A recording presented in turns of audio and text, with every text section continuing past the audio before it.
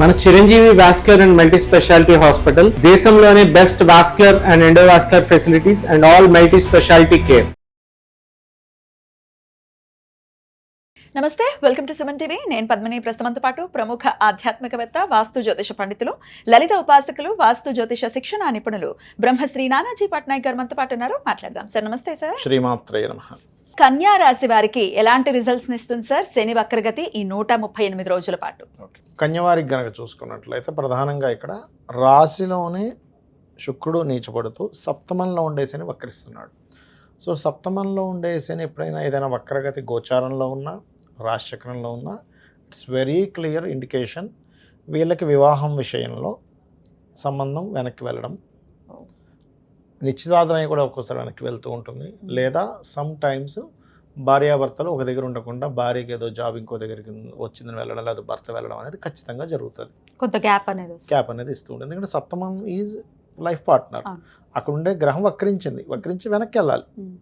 So అందుకని లేదా ఇంట్లో పుట్టింట్లో తల్లికి బాగాలేదు, లేకపోతే తండ్రికి బాగాలేదు అనుకోని అక్కడికి వెళ్ళి రావడం తప్పవు కొన్ని కేసెస్లో. బట్ ఇట్స్ డిపెండ్ ఆన్ లగ్నం ఎంత బలంగా ఉంది, సప్తమంలో ఉండే గ్రహం పాడైపోయి వక్రించిందా, బాగుండి వక్రించిందా అని చూసుకోవాలి. పాడైపోయి వక్రిస్తే డిస్టర్బెన్సెస్ వల్ల వెనక్కి వెళ్తారు.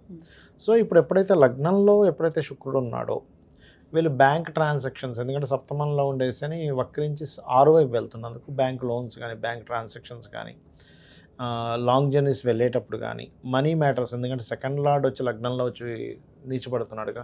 సో మనీకి సంబంధించిన మ్యాటర్స్, అది కూడా తండ్రికి సంబంధించిన ధనం సంబంధించిన మ్యాటర్స్ విషయంలో వీళ్ళకి కొంచెం స్ట్రెస్ అవ్వడం ఇట్లాంటివి జరుగుతూ ఉంటాయి. ఈ విషయంలో జాగ్రత్తగా ఉండాలి. కాకపోతే వక్రించిన శని 6 వైపు ప్రయాణం మంచిదే. దీనివల్ల ఏంటంటే విదేశీ కంపెనీస్, ఎంఎన్సీ కంపెనీస్లో జాబ్స్ రావడము, అండ్ అదేవిధంగా కొంతవరకు కోర్టు కేసు వ్యవహారాలు గెలవడము, లేకపోతే అవతల వాడు కేసు పెట్టి కూడా సర్లే వదిలేస్తున్నానులే కాంప్రమైజ్ అయిపోదాం అనుకోవడం. ఎందుకంటే సప్తమం ఈజ్ లీగల్ ఇష్యూస్ ఎప్పుడైతే వక్రించా లీగల్ సంబంధించినవన్నీ సర్లే మనం మాట్లాడుకొని సెట్ చేసుకుందాం, భయం ఏం తిరుగుతాం ఈ కోర్టులో అనేటువంటిది అవతల వాళ్ళకే వస్తుంది. ఒక్కోసారి అవతల వాళ్ళకి కేసు వదిలేశారు అట్లా చెప్తుంటారు. సో అట్లాంటివి జరుగుతాయి అన్నమాట. అయితే వీళ్ళు ఎక్కువగా వెంకటేశ్వర స్వామి ఆరాధన చేయడం కూడా మంచిది వీరికి. ఆరోగ్యం ప్రత్యేకంగా ఎలా ఉంటుంది సార్? ఆరోగ్యం కనుక చూసుకుంటే అమ్మ ఇక్కడ 6th lord is in 7th house, 6th వైపు వస్తుంది. షుగర్ ఉన్న వాళ్ళు ప్రధానంగా కొంత జాగ్రత్తగా ఉండాలి. 5th and 6th లార్డ్ శని కదా, ఆయన సప్తమంలోకి వెళ్ళి వక్రించినందుకు షుగరు. లేకపోతే ఒక్కోసారి ఎలా ఉంటుందంటే అంతా బాగానే ఉంది, డయాగ్నోస్ చేస్తే అంతుపట్టదు. ఎందుకంటే రాహు కదా 6లో ఉన్నది.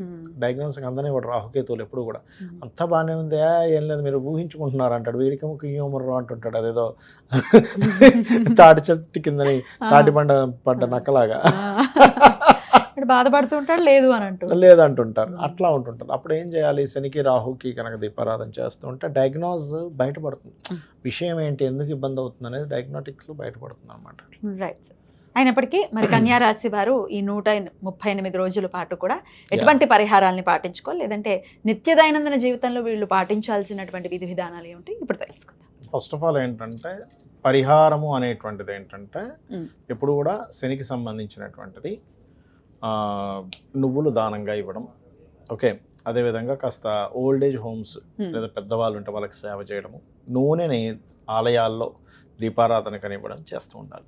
అయితే ఇది శని మనకిప్పుడు గోచారంలో వక్రిస్తున్నాడు, కానీ వాళ్ళ పర్సనల్ చార్ట్స్లో కూడా ఒక గ్రహం వక్రించినందుకు భృగునందనాడి అనేటువంటి దాంట్లో ఒక విషయం చెప్పారు. అది పెండింగ్ కర్మ అంటాం దాన్ని మనం. ఏ గ్రహం వక్రించినా అది పెండింగ్ కర్మ. ఇప్పుడు శనే వక్రించాడు అనుకోండి, వీళ్ళు పాస్ట్ లైఫ్లో చేయాల్సిన వర్క్ చేయలేదు, అది వర్క్ చేయడానికి వచ్చారు ఒకటి. రెండవది వీళ్ళు ఉన్న ప్రదేశం నుంచి మారితే వీళ్ళ కెరీర్ బాగుంటుందని కూడా అర్థం.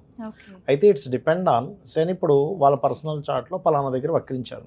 ఆ వెనక రాశి నుంచి 159లో ఏ గ్రహాలు ఉన్నాయో చూడాలి. దాన్ని బట్టి వాళ్ళు ప్లేస్ మారడం వల్ల అభివృద్ధి ఉంటుందా ఉండదా అనేది తెలుస్తుంది. ఇంకోటి ఏంటి, డ్యూయల్ సైన్ వైపు వెళ్తుంటే రెండు జాబ్స్ చేస్తారని అట్లా చెప్పొచ్చు. ఎందుకంటే కర్మ 2 ప్లేసెస్కి ఆక్యుపై చేస్తున్నాడు కదా అట్లా.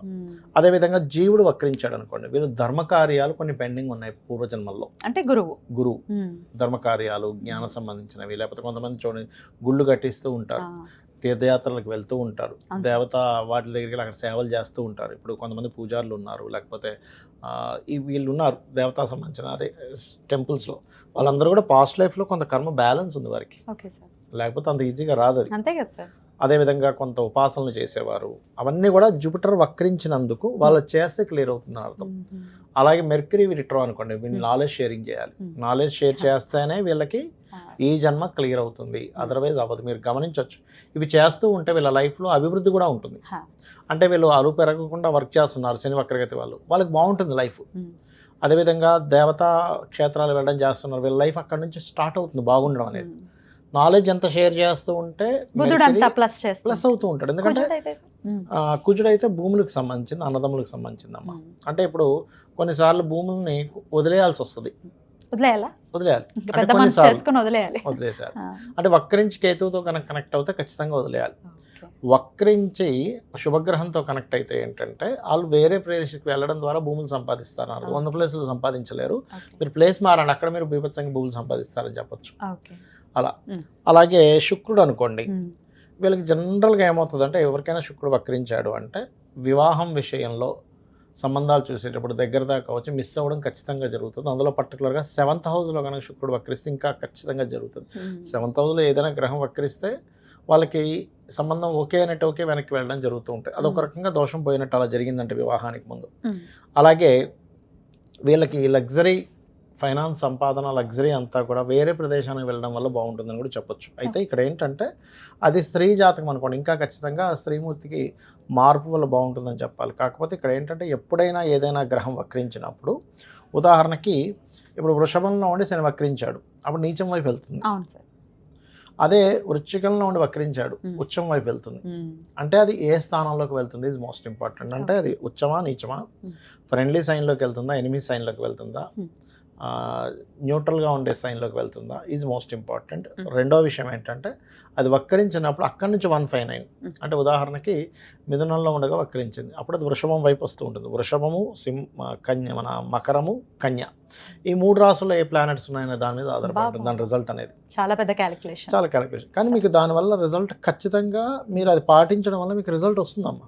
ఇప్పుడు ఒక వ్యక్తి వచ్చి అడిగాడు, ఏమంటే నేను ఇక్కడ చేయనా వేరే ప్రాంతానికి వెళ్ళి చేయనా, వక్రించి మంచి ప్లానెట్స్ అనుకోండి, ఖచ్చితంగా వాళ్ళు వేరే ప్రాంతానికి వెళ్ళడం ద్వారానే లైఫ్ బాగుంటుంది. ఇవన్నీ తెలుసుకోవాలంటే ఇట్లా నిష్ణాతుల దగ్గరికి వెళ్ళాల్సి ఉంటుంది. పర్సనల్ చార్ట్ చూసుకోవాలి. బట్ ఇన్ జనరల్ గా మేము రెమెడీస్ చేసుకోవాలనుకుంటున్నాం, మాకు భయంగా ఉంది, చాలా లాంగ్ పీరియడ్ కాబట్టి, మరి శని అనుగ్రహం కోసం ఎటువంటి రెమెడీస్ చేయమంటారు? ఫస్ట్ ఆఫ్ ఆల్ ఇక్కడ రెమెడీస్ అయితే శని అనుగ్రహం కోసం అయితే నేను చెప్పినట్టుగా నువ్వులు దానంగా ఇవ్వడం, ఆయిల్ దానంగా ఇవ్వడం, ఎక్కువ బద్దకించకుండా పోస్ట్ పోన్ చేయకుండా వర్క్స్ కంప్లీట్ చేయడం, ఇవి ఖచ్చితంగా చేయాలి.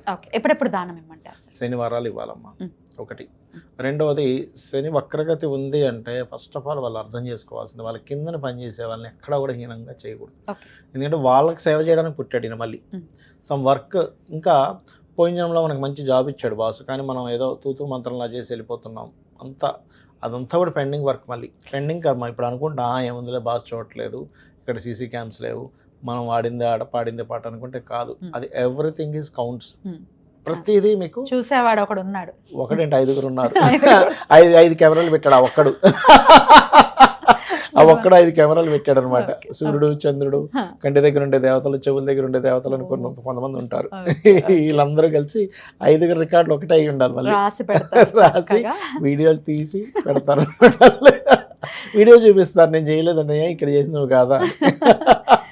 ఇక దేవతారాధన, అమ్మవారి ఆరాధన కానీ లేకపోతే ఏ ఆరాధన కొంచెం మంచి ఫలితం ఇస్తుంది? ఎప్పుడైనా శని ఈ కలియుగ దైవం వెంకటేశ్వర స్వామి ఆరాధన అయితే పంచమాధిపతిని బట్టి ఏ ఆరాధన అనేది చెప్పాలి, 9వ అధిపతిని బట్టి ఏ క్షేత్రం అనేటువంటి చెప్పాలి. దాన్ని బట్టి వాళ్ళ పర్సనల్ చార్ట్లో 9th లార్డ్ 5th లార్డ్ చూసుకోవాలి. రైట్ సార్, చాలా అద్భుతంగా తెలియజేశారు సార్. భయపడాల్సిన అవసరం లేదు, మన నడవడిక బాగుంటే ఖచ్చితంగా ఆయన మంచి రిజల్ట్స్ ఇస్తాడు. అంతే కదా. ఇప్పుడు నడవడిక అంటే ధర్మము.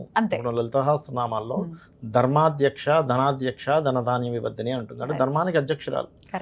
ధర్మానికి అధ్యక్షురాలు అయినప్పుడు ఆ ధర్మంగా ఉంటే అమ్మవారే ఓకే వీడు ధర్మంగా ఉన్నాడు రా అని చెప్పి ఆవిడే ధనం ఇచ్చేది. ఖచ్చితంగా.